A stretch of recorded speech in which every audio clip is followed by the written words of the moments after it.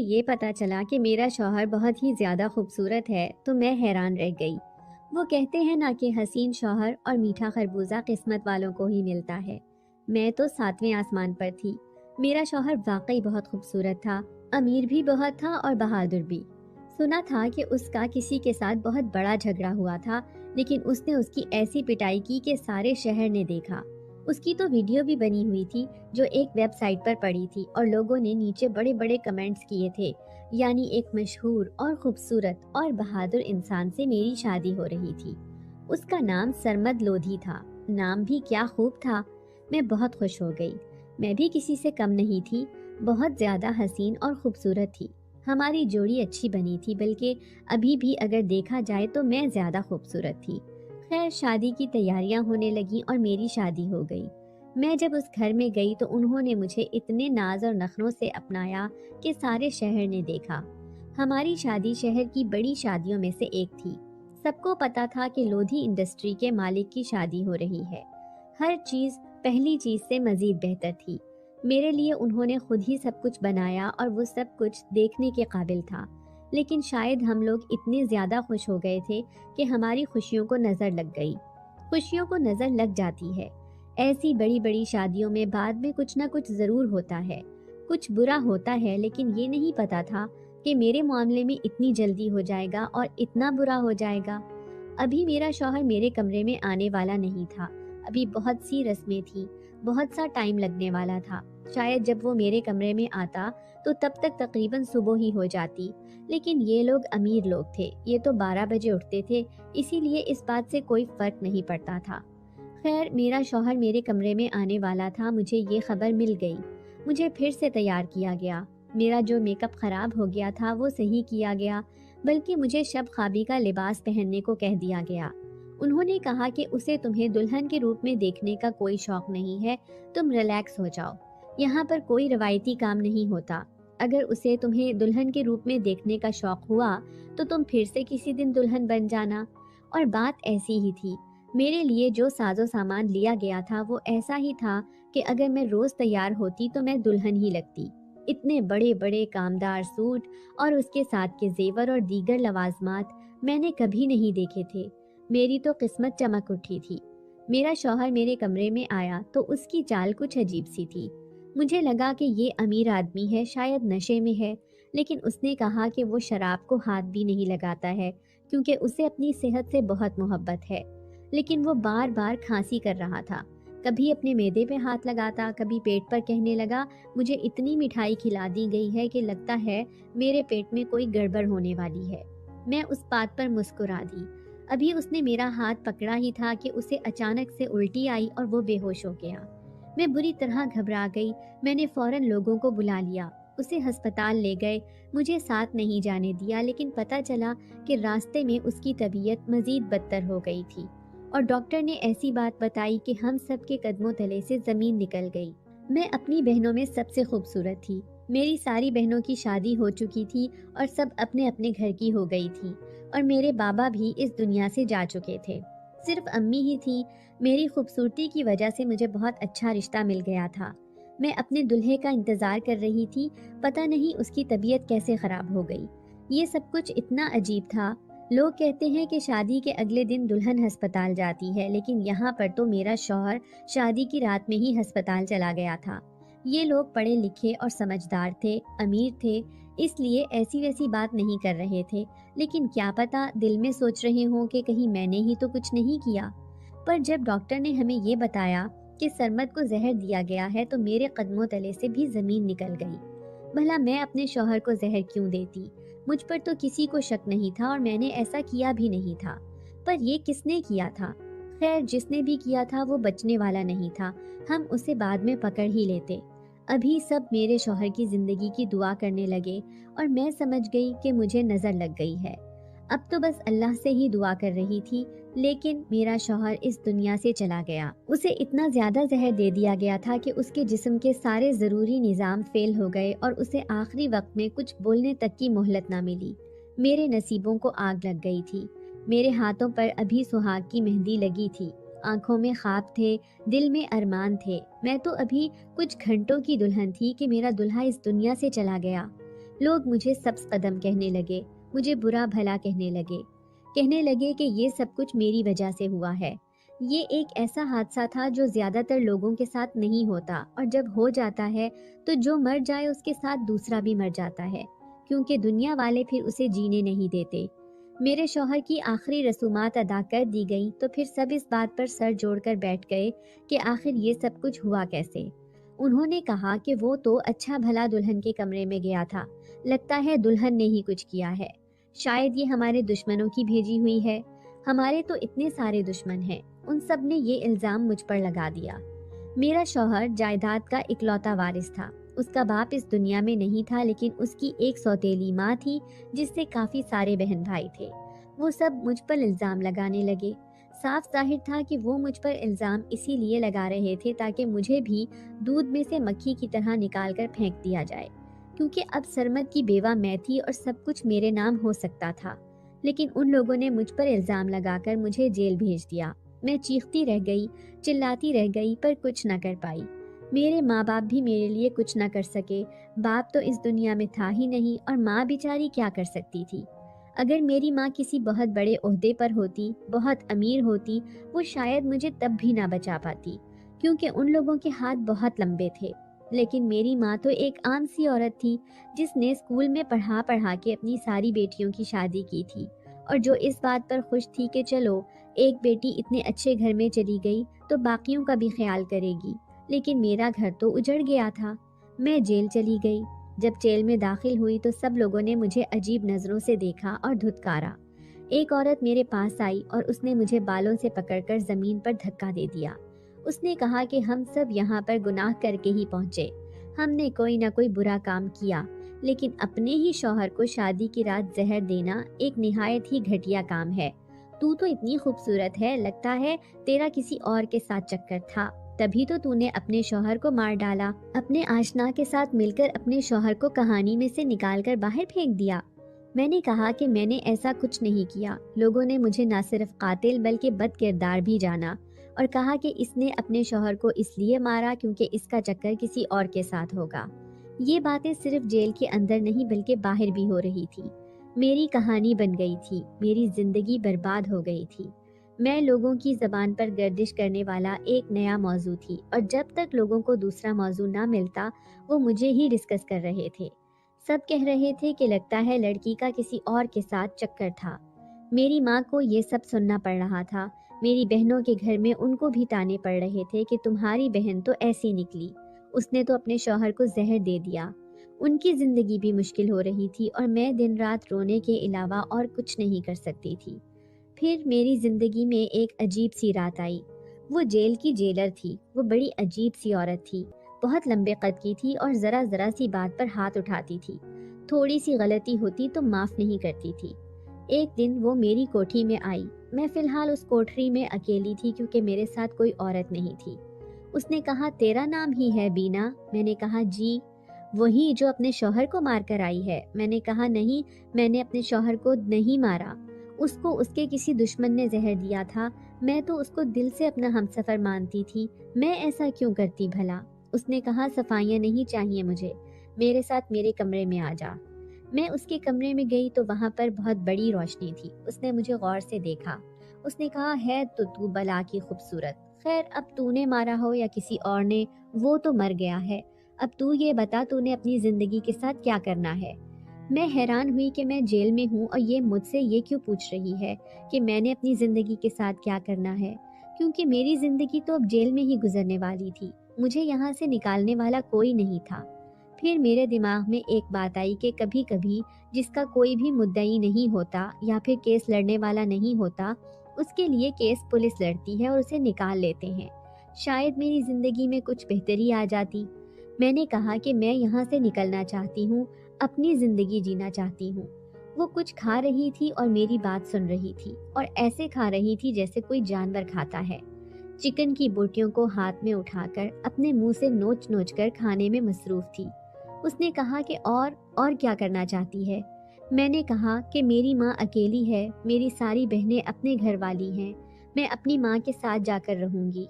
मैं अपनी सारी बहनों से ज्यादा पढ़ी लिखी भी हूँ, कोई नौकरी कर लूंगी। उसने कहा, اور کیا کرے گی؟ میں نے کہا کہ اور اپنی ماں کا خیال کروں گی، اور زمانے میں جو میرے خلاف باتیں ہو رہی ہیں ان کو غلط ثابت کروں گی۔ اس نے کہا کہ اچھا، دھندا کرے گی؟ جب اس نے یہ بات کہی تو میں حیران رہ گئی۔ میں نے کہا کہ کیا مطلب، یہ آپ کیا کہہ رہی ہیں؟ اس نے کہا سیدھی سی بات ہے بھائی، سیدھے سے طریقے سے کر رہی ہوں۔ اس نے منہ سے ہڈی کو نکال کر ایک طرف پھینکا۔ اتنی تو خوبصورت ہے، یہ کام تیرے لیے سب سے اچھا ہے۔ میں نے کہا نہیں، میں شریف خاندان سے ہوں۔ اس نے کہا ہاں، تبھی تو اپنے شوہر کو مار کر آئی ہے۔ میں نے کہا کہ میں نے اپنے شوہر کی جان نہیں لی۔ میں زور سے چلائی تو اس نے میرے منہ پر تھپڑ دے مارا۔ اس نے کہا کہ دھندا کرے گی یا نہیں؟ میں نے کہا کہ یہ سب کچھ کرتے ہو تم یہاں پر؟ اس نے کہا کہ ہاں کرتے ہیں، جب تیرے جیسی کوئی خوبصورت لڑکی آ جاتی ہے تو پھر کرنا پڑتا ہے، ورنہ یہاں پر تو ساری اجڑی ہوئی بگڑی ہوئی بوڑھی عمر کی عورتیں آتی ہیں جن کے پلے ککھ نہیں ہوتا۔ ان سے بندہ کام ہی کروا سکتا ہے اور تو کچھ نہیں کروا سکتا، لیکن تیرے جیسے پیسز جیل میں کبھی کبھی آتے ہیں۔ ہم ہاتھ سے موقع جانے نہیں دینا چاہتے۔ ارے ہماری تنخواہ سے تو ہمارا 10 دن کا خرچہ بھی نہیں نکلتا، ادھر ادھر سے جگاڑ کرنا پڑتا ہے بی بی، یہی دنیا ہے۔ میں نے کہا کہ نہیں، میں ایسا کوئی کام نہیں کروں گی۔ اس نے کہا چل، مجھے تو تیری رضامندی جاننی تھی، اگر تو آرام سے مان جاتی تو معاملہ ذرا سیدھا ہو جاتا، لیکن اب تو آرام سے نہیں مار رہی تو پھر خیر ہے، ہم زبردستی کر لیں گے۔ میرے پیٹ میں ایسا درد ہوا کہ جیسے میں نے اپنی موت دیکھ لی ہو۔ میں نے کہا کیا مطلب زبردستی کر لو گے؟ اس نے کہا کہ پھر اور کیا کریں، تجھے موقع نہیں دینے دے سکتے۔ اس نے 2 عورتوں کو بلایا جو مجھے زبردستی کہیں لے جانے لگی۔ یہ سمجھ نہیں آیا کہ یہ کیا ہو رہا ہے۔ وہ مجھے ایک جیل میں بند کر کے چلی گئی، لیکن یہ وہ جیل نہیں تھی جہاں پر میں پہلے رہ رہی تھی، یہ ایک چھوٹا سا ہی کمرہ تھا۔ میں نے کہا چلو، عزت کی گواہ جانے سے بہتر ہے کہ میں قید میں ہی رہوں، لیکن تھوڑی دیر کے بعد یہاں پر ایک آدمی داخل ہوا۔ مجھے نہیں پتا تھا کہ وہ کون ہے، پر شکل سے پولیس والا لگ رہا تھا، پر پولیس کی یونیفارم میں نہیں تھا۔ پھر اس جیل کے اندر مجھ پر وہ ظلم بھی ہو گیا جس کے بارے میں نے کبھی سوچا بھی نہیں تھا۔ میرے ذہن میں ابھی بھی میرے شوہر کی یادیں تھیں، میں اس سے وفا کرنا چاہتی تھی، جبکہ میں نے اس کے ساتھ مشکل سے آدھا گھنٹہ ہی گزارا تھا۔ میں نے تو اسے اپنا سب کچھ مان لیا تھا۔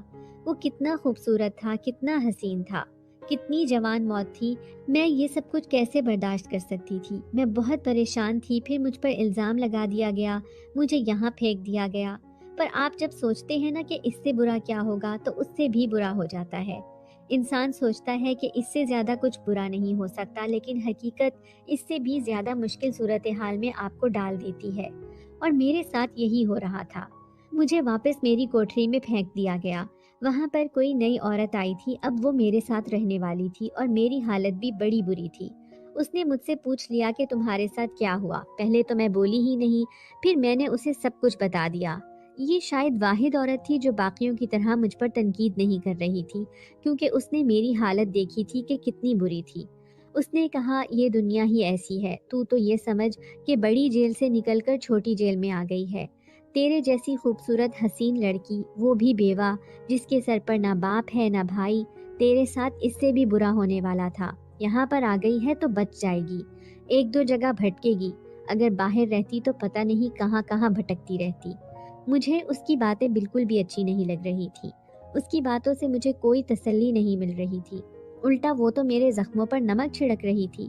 میں چپ چاپ بیٹھی رہی، اب میں اور کیا کر سکتی تھی؟ عورت بالآخر کیا کر سکتی ہے سوائے رونے کے؟ وہ کچھ نہیں کر سکتی۔ ہاں، یہ الگ بات ہے کہ اگر چاہے تو بہت کچھ کر سکتی ہے، اور شاید میں ان عورتوں میں سے نہیں تھی۔ میری زندگی جیل میں ہی گزر رہی تھی، اور میرے ساتھ برے سے بھی برا ہو گیا تھا۔ میری آنکھوں سے آنسو تھمتے ہی نہیں تھے۔ کھانا تب کھاتی تھی جب بھوک سے بے ہوش ہونے والی ہو جاتی تھی۔ کیا یہ تھی میری زندگی؟ کیا میں نے ایسے ہی جینا تھا، یا مجھے اپنے لیے کچھ کرنا چاہیے تھا؟ اس جیل میں میرے ساتھ یہ کام بار بار ہونے لگا۔ وہ جیلر عورت سب کے ساتھ ہی ایسا ہی کرتی تھی۔ میرے علاوہ فی الحال یہاں پر کوئی خوبصورت لڑکی نہیں تھی، اس لیے اس کی ساری توجہ مجھ پر ہی تھی۔ وہ مجھ پر ظلم بھی کرتی، مجھ سے یہ سب بھی کرواتی، مجھے تانے بھی دیتی، لیکن مجھ سے کوئی اور کام نہیں کرواتی تھی۔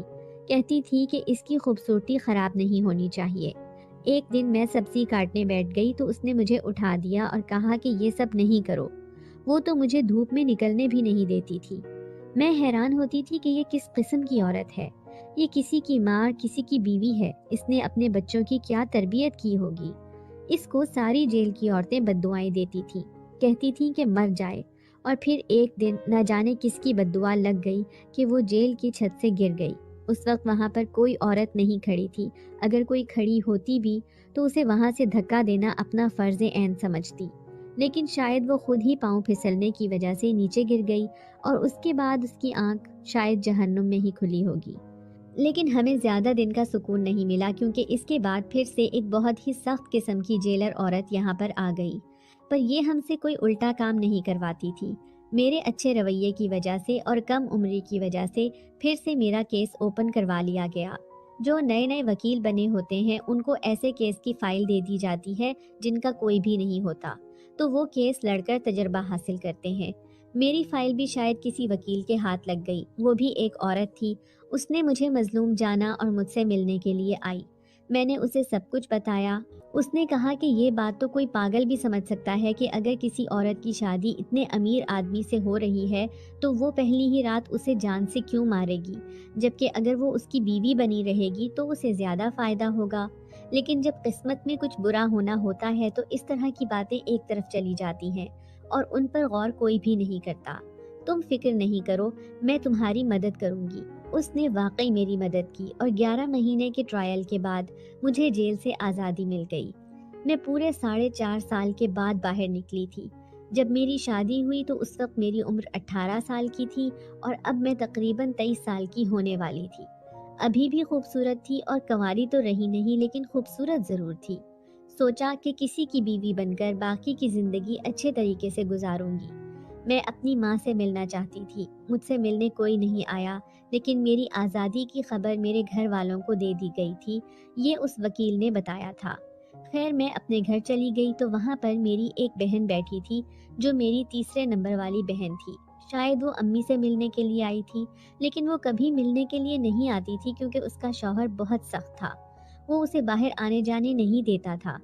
میں نے اسے دیکھا تو گلے سے لگانے کی کوشش کی۔ آخر میں اپنی بہن کو اتنے عرصے کے بعد دیکھ رہی تھی، لیکن اس نے مجھے دور جھٹک دیا اور کہا کہ تو کہاں سے آ گئی ہے کل منہی، تیری وجہ سے ہمارے سارے خاندان کی اتنی بے عزتی ہوئی اور تو منہ اٹھا کر یہاں آ گئی۔ میں نے کہا میں اپنی ماں سے ملنے آئی ہوں۔ انہوں نے کہا کون سی ماں؟ تیری ماں بھی اس دنیا میں نہیں ہے، وہ تو زمانے کی باتیں سن سن کر ہی مر گئی اور تیری وجہ سے مجھے طلاق ہو گئی۔ سب نے کہا کہ تیری بہن نے اپنے شوہر کو جان سے مار ڈالا تو تو بھی اپنے شوہر کو جان سے مار دے گی۔ یہ گھر امی نے میرے نام کر دیا ہے، میں یہاں پر اپنے بچوں کے ساتھ رہتی ہوں اور تیرے لیے یہاں پر کوئی جگہ نہیں ہے، تو یہاں سے جا سکتی ہے۔ اس نے تو مجھے اندر پاؤں بھی نہیں رکھنے دیا، باہر سے ہی سب کچھ ختم کر دیا، جیتے جی مار ڈالا۔ میں حیران رہ گئی۔ بعد میں پتہ چلا کہ اس نے اس گھر کے بدلے میں کسی اور آدمی سے شادی کی ہے، یعنی کسی آدمی کو یہ کہا ہے کہ وہ یہ گھر اس کے نام کر دے گی، بس وہ اس سے شادی کرے اور اس کا اور اس کے بچوں کا خرچہ اٹھائے، کیونکہ اس کے پاس کمانے والا کوئی نہیں تھا۔ آج کل میں ہی اس کی شادی تھی۔ یہ سب مجھے سامنے والی آنٹی نے بتایا، جنہوں نے مجھے دیکھا تو مجھے ایک رات کے لیے اپنے گھر میں پناہ دے دی، لیکن میں ہمیشہ وہاں نہیں رہ سکتی تھی۔ محلے والوں تک یہ بات پہنچ چکی تھی کہ میں واپس آ گئی ہوں اور اب وہ مجھ سے بات کرنا چاہتے تھے، پتہ نہیں کس لیے، یا تو ساری کہانی جاننے کے لیے اور یا پھر مجھے تانے دینے کے لیے، اور میں ان دونوں کے ہی موڈ میں نہیں تھی۔ میری زندگی تو جیسے برباد ہو گئی تھی۔ میں سوچنے لگی کہ میرا کیا قصور تھا، میں نے کیا کیا تھا؟ میں تو صرف اس بات سے خوش تھی کہ میری شادی ایک اچھے گھر میں ہو رہی ہے۔ کیا مجھے اتنی بری نظر لگی تھی کہ میری ابھی بھی بچت نہیں ہونے والی تھی؟ مجھے ابھی بھی سکون نہیں ملنے والا تھا؟ کوئی کسی کے ساتھ اتنا برا کیسے کر سکتا ہے؟ میں نے اپنی بہن سے کہا کہ دیکھو شام ہونے والی ہے، مجھے ایک رات کے لیے تو رکنے دو۔ یہ وہی گھر ہے جہاں ہم سب نے اتنا اچھا وقت گزارا ہے، ہمارا بچپن اس گھر میں گزرا ہے، جوانی بھی، ہم لوگ اسی گھر سے رخصت ہوئے تھے، اتنا ظلم نہیں کرتے ہیں۔ اس نے کہا اگر میں نے تمہیں ایک رات بھی رکنے دیا تو میری زندگی پھر سے برباد ہو جائے گی۔ تمہاری وجہ سے مجھے میرے شوہر، میرے بچوں کے باپ نے چھوڑ دیا، اس سے بری بات اور کیا ہو سکتی ہے؟ اب تم کیا چاہتی ہو کہ میرا منگیتر بھی مجھ سے بدزن ہو جائے، وہ بھی مجھے چھوڑ کر چلا جائے؟ وہ بھی بہت اچھا انسان نہیں ہے، اس کی 2 بیویاں ہیں، پھر بھی وہ مجھ سے شادی کر رہا ہے، اور وہ بھی لالچ میں آ کر۔ میرے حالات تم سے بھی زیادہ برے ہیں، تمہارے ساتھ تو کوئی نہیں، میرے ساتھ تو 3 جانیں لگی ہوئی ہیں۔ میری بہن تھی، اس کی آنکھوں میں آنسو آ گئے۔ اس نے میرے سامنے ہاتھ جوڑ دیے اور کہا کہ مجھے معاف کر دو اور یہاں سے چلی جاؤ۔ میں نے سر جھکا لیا۔ میں نے کہا ٹھیک ہے، اللہ تمہیں خوش رکھے، تمہارے نصیب اچھے کرے۔ میں نے تمہارے ساتھ جان بوجھ کر کچھ نہیں کیا، یہ تمہیں بھی پتا ہوگا۔ مجھے تو اس بات کی سمجھ نہیں آتی کہ ایک انسان جو خود مصیبت میں پڑا ہے وہ کسی اور کے لیے کیا مصیبت بن سکتا ہے۔ وہ تو خود اتنی بڑی مشکل میں پھنس گیا ہے۔ میرے لیے کیا یہ سب کچھ آسان تھا کہ میرا شوہر شادی کی رات کو ہی مر گیا تھا اور مجھے باہر نکال دیا گیا، وہ بھی اتنے اچھے سے سسرال سے۔ یہ تو ایسا ہی تھا کہ ابھی میں نے اپنے خواب کو پوری طرح جیا بھی نہیں تھا، مجھے ایک جھٹکے سے جگا دیا گیا تھا۔ میں ادھر ادھر پھرتی رہی اور رات ہو گئی تو سڑک پر بیٹھ کر رونے لگی۔ میں اب کہاں جاتی، کدھر جاتی؟ شاید اس عورت نے ٹھیک ہی کہا تھا کہ وہ دنیا بڑی جیل ہے اور تم چھوٹی جیل میں آ گئی ہو۔ وہاں پر تمہارے ساتھ زیادہ برا ہوگا، کیونکہ اب رات تھی اور میں ایک اتنی خوبصورت لڑکی سڑک پر بیٹھی تھی، اکیلی اور بے سہارا۔ کہنے کو میرا گھر، جہاں پر میری ایک بہن بھی موجود تھی، وہ یہاں سے 2 گلیوں کے فاصلے پر تھا، لیکن میں پناہ لینے کے لیے وہاں نہیں جا سکتی تھی۔ مجھے بہت بھوک بھی لگی تھی۔ آسمان کی طرف دیکھ رہی تھی اور سوچ رہی تھی کہ میری قسمت اتنی بری ہے۔ جب میں اس جیل میں تھی تو مجھے بہت سے لوگ ملے۔ میں نے ان سب سے باری باری مدد کی اپیل کی تھی۔ ایک شخص کو میں نے کہا تھا کہ میں تم سے شادی کر لوں گی اور تمہاری بیوی بن کر تمہارے ساتھ رہوں گی، بس مجھے کسی طرح یہاں سے نکال لو۔ یہ ان دنوں کی بات ہے جب میں جیل سے نکلنا چاہتی تھی، لیکن 5.5 سال میں ایسا وقت بھی آ گیا جب میں وہاں پر رہنے کی عادی ہو گئی تھی۔ تو اس آدمی نے مجھے کہا تھا کہ مجھے گھنٹی بجانے کا شوق ہے لیکن گلے میں پہننے کا نہیں۔ ویسے بھی میری پہلے سے ایک بیوی ہے۔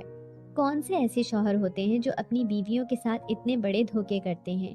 اور وہ معصوم عورتیں کون ہوتی ہیں جن کو اس بارے میں پتہ بھی نہیں چلتا اور وہ ان کے ساتھ زندگی بھی گزار رہے ہوتے ہیں اور ساتھ رہ رہے ہوتے ہیں؟ مجھے تو لگتا ہے کہ عورتوں کو ایسی باتوں کا پتہ ہوتا ہے، لیکن وہ مجبوری میں کچھ نہیں بولتی۔ یہ مجبوری ہی تو ہے جو انسان کو جگہ جگہ ذلیل کرواتی ہے۔ تھوڑی دیر کے بعد میں نے سامنے دیکھا تو ایک آدمی کھڑا تھا، لیکن وہ میری طرف متوجہ نہیں تھا۔ شاید وہ کوئی فقیر تھا، شاید وہ بھیک مانگتا مانگتا ادھر ادھر پھر رہا تھا۔ میں سوچنے لگی کہ کیا میری زندگی بھی ایسی ہی ہوگی، کیونکہ اب اگر مجھے زندہ رہنا تھا تو زندہ رہنے کے لیے کچھ نہ کچھ تو کرنا ہی تھا۔ کیا میں بھی سڑکوں پر بھیک مانگتی پھروں گی؟ یہ وہی محلہ، وہی شہر تھا جہاں پر میری جوانی اور بچپن گزرے۔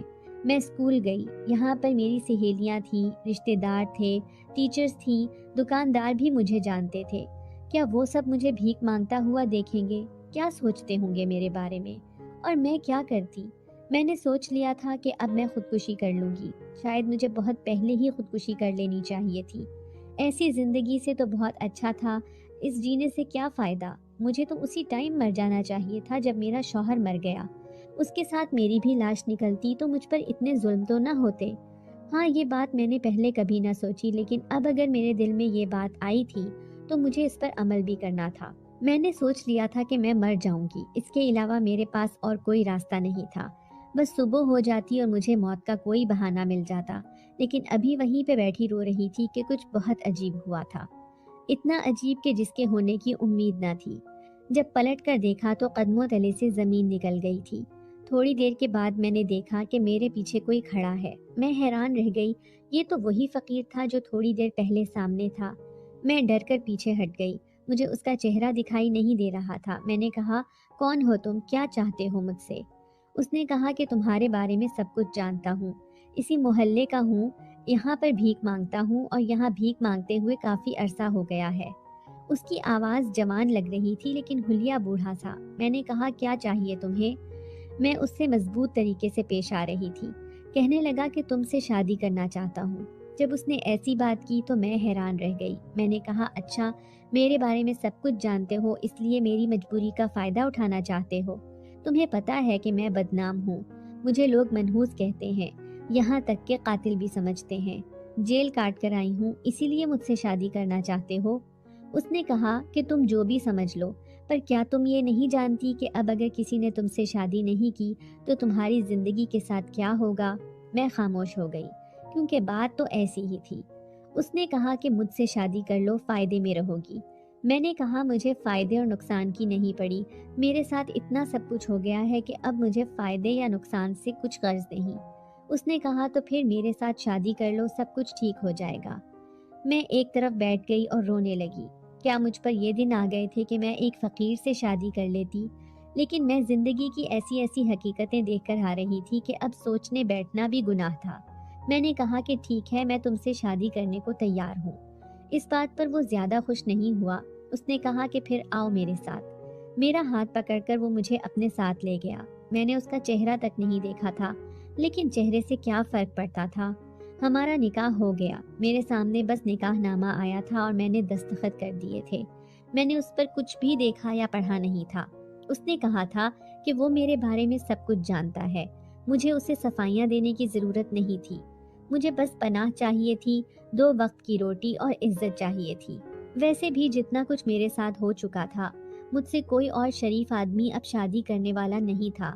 میری خوبصورتی میرے لیے عذاب بن گئی تھی اور میری قسمت نے مجھے دھوکہ دے دیا تھا۔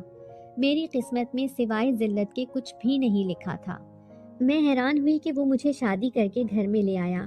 ایک بیڈ تھا اس کمرے میں جس کے اوپر سیج بھی لگی ہوئی تھی۔ میں حیران رہ گئی کہ اس فقیر کے پاس ایک گھر اور یہ بھی اس طرح، یہ بیڈ اور اس نے سیج تک کے لوازمات کو کیسے پورا کر لیا۔ خیر میں یہاں پر بیٹھ گئی، وہاں پر کچھ کپڑے بھی رکھے تھے۔ اس نے کہا کہ تیار ہو جاؤ، تم جیسی بھی ہو میرے لیے تو میری دلہن ہونا، میں بھی منہ ہاتھ دھو کے آتا ہوں۔ میں سوچنے لگی کہ ہاں اس کو تو منہ ہاتھ دھونے کی ضرورت ہے۔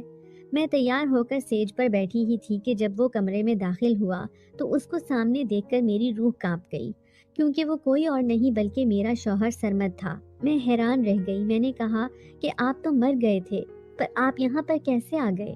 میں نے اپنا سر پکڑ لیا اور میں بے ہوش ہو گئی۔ جب ہوش آیا تو وہ پھر سے میرے پاس بیٹھا تھا۔ میں پھر سے چیخ اٹھی۔ اس نے میرے منہ پر ہاتھ رکھ دیا اور کہا کہ میری بات غور سے سنو۔ اس نے کہا میں مرا نہیں تھا، مجھے زہر دے دیا گیا تھا، لیکن میں زندہ تھا۔ پر میں نے ڈاکٹرز کو کہا کہ وہ مجھے مرا ہوا ثابت کریں۔ اور اس کے بعد کیا تم نے میرا مرا ہوا چہرہ دیکھا تھا؟ میں نے کہا نہیں، مجھے تو ایسا بھٹکایا گیا، ایسا گھمایا گیا کہ میں تو کچھ بھی نہ دیکھ سکی۔ اس نے کہا کہ میں نے جان بوجھ کر اپنے آپ کو مرا ہوا ثابت کیا ہے، کیونکہ اگر میں بچ جاتا تو وہ سارے مل کر پھر سے میرے خلاف سازش کرتے۔ انہوں نے بہت بڑا جال بچھایا تھا میری جائیداد حاصل کرنے کے لیے۔ میرے سوتیلے بہن بھائیوں اور سوتیلی ماں نے یہ سب کچھ کیا تھا۔ انہوں نے تمہیں بھی ایک طرف کر دیا اور مجھے بھی بھٹکا دیا۔ میں بچ تو گیا تھا، لیکن اس زہر نے مجھے بہت زیادہ تکلیف پہنچائی تھی۔ میں 2-2.5 سال تک بستر پر پڑا رہا، پتہ نہیں کس طرح سے مجھے بچا لیا گیا۔ میرا ایک دوست تھا جس نے میری مدد کی۔ میری صحت یابی کا سفر بہت ہی سست روی سے چل رہا تھا۔ مجھے روز ایسا لگتا تھا کہ میں مر جاؤں گا، اور نہ جانے کتنے عرصے کے بعد میں ٹھیک ہوا، لیکن اس کے بعد میرے پاس کچھ بھی نہیں تھا۔ پھر پتہ چلا کہ تمہیں جیل میں بھیج دیا گیا ہے، تو میں نے ہی اس وکیل عورت کو وہاں پر بھیجا اور تمہیں نکلوایا تھا۔ تمہیں نکلوانا بھی بہت مشکل تھا، کیونکہ میں اپنے آپ کو زندہ ثابت نہیں کرنا چاہتا تھا۔ میں نے کس طرح تمہیں باہر نکلوایا اور تمہارے پیچھے پیچھے ہی تھا، فقیر کا حلیہ بھی بنا کر آیا تھا۔ ان لوگوں نے جس جائیداد پر قبضہ کیا ہے وہ شاید 70% ہے، لیکن ابھی بھی 30% جائیداد میرے پاس ہے۔